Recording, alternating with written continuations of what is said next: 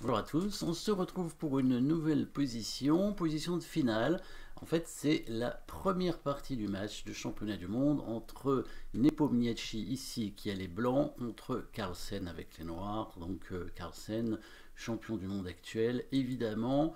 Une partie dans laquelle les noirs vont sacrifier un pion très rapidement pour obtenir de l'initiative avec la paire de fous. Finalement, il y a eu un échange de dames assez rapide aussi. Les noirs vont récupérer leurs pions, donc on voit ici que on est à égalité de pions, hein, 5 pions de chaque côté, même matériel aussi. Qu'est-ce qu'on pourrait remarquer? Que les pièces noires sont un petit peu plus actives quand même, hein, avec la tour sur la colonne ouverte à côté du roi, le cavalier blanc un petit peu hors jeu, hein, il est quand même pas très bien placé ce cavalier. Bon, la tour blanche en E3, elle est aussi sur une colonne ouverte, donc elle est pas si mal. Donc a priori, une position assez équilibrée, même s'il y a une structure de pions affaiblie aussi, hein, chez les blancs, avec des pions doublés isolés, un pion isolé, 3 îlots de pions, 1, 2, 3, mais c'est pareil pour les noirs, hein. Il y a aussi 3 îlots de pions avec 2 pions isolés, mais un pion passé chez les noirs, et ici, bon, la partie a été assez, ça s'est fini assez vite, hein. Il y a eu 6-7 coups de jouer et ils ont fait nul, hein, position assez équilibrée. Il y avait malgré tout un coup qui était intéressant ici, je l'attendais peut-être Carlsen le jouer, mais il ne l'a pas fait. Alors, ça semblait être peut-être le coup qui aurait permis des possibilités par la suite, une attaque possible. Alors, c'est pas un coup forcé, mais c'est un coup qui va permettre peut-être une activité plus forte. Ici, le seul avantage finalement des noirs dans cette position, c'est ce pion passé. Et ce pion passé, on peut l'avancer curieusement. On peut l'avancer. Pourquoi on peut l'avancer? Donc ça, c'est la question que je vais vous poser. Pourquoi ce pion, on peut l'avancer alors que la tour attaque ce pion? Que se passe-t-il si la tour prend le pion? Voilà. Et c'est seulement à partir de ce moment-là qu'on va chercher les coups forcés, quand la tour va prendre le pion. Mais bien sûr, la prise du pion n'est pas obligatoire, hein, évidemment. Mais si les blancs ne prennent pas le pion, éventuellement la tour noire pourrait venir derrière le pion passé et soutenir son avancée. Ça pourrait permettre au noir de créer quelque chose dans cette finale. Il a dû juger que c'était pas suffisant et que peut-être c'était même risqué de pousser ce pion. En tout cas, les blancs normalement ne peuvent pas prendre ce pion. Et vous pouvez mettre la pause pour essayer de comprendre pourquoi les noirs vont réussir ici normalement à gagner du matériel et à obtenir des bonnes chances de gain dans la finale. Donc prochain coup bien sûr, coup forcé comme d'habitude, mais attention, hein, la variante est quand même un peu longue, mais déjà si vous trouvez le prochain coup, c'est pas mal. Donc je suppose que vous l'avez trouvé, hein, puisque vous avez l'habitude des coups forcés, bien entendu. Donc ici, il n'y a que 2 échecs, hein, dans la position. On ne va pas donner la tour en B2.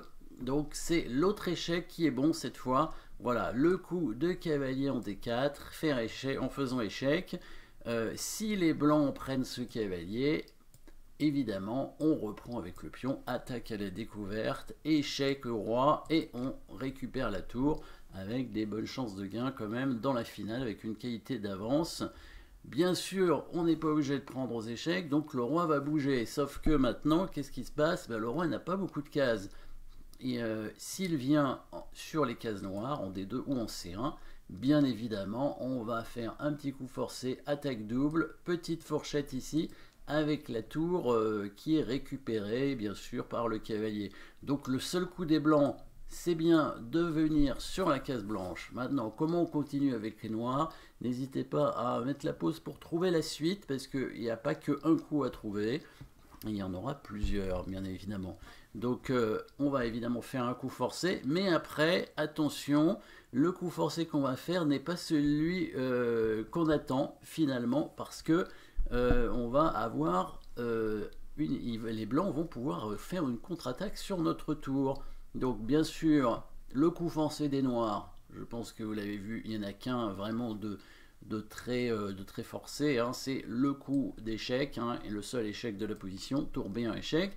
Évidemment, on est content parce que le roi blanc est obligé de se mettre sur la case de fourchette, sauf que si on fait fourchette maintenant, eh ben, le roi blanc va venir attaquer la tour qui n'est pas protégée et on pourra pas s'en sortir avec cette tour. Si on prend sa tour, il va prendre la nôtre, ce sera un échange, et si on la bouge, ben, il y a le cavalier qui sera plus protégé, c'est ça le souci. Donc ici, on fait pas cet échec cette fois, on fait un autre coup forcé qui est plus compliqué à voir.